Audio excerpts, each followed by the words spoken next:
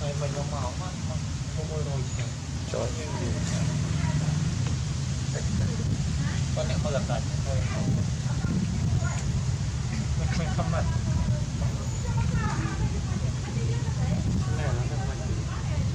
mình mới đặt cái nào bị bay buồn bay đọc mình rồi thì chặt bánh này đào trái là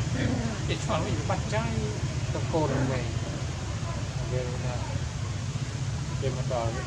cái lăn chay đây là để anh miễn nó mới mua lại đây về mặt bản hay mình chặt bánh ra thêm na kì ồ oh giỏi chỉ biết bún lẽ bắt bún lẽ này cái bánh bắt chay là không có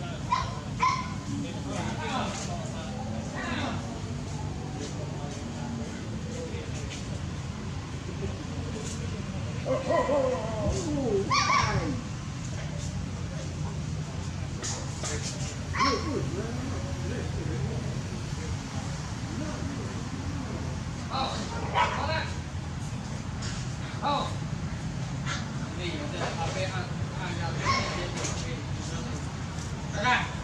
ăn luôn đi ạ.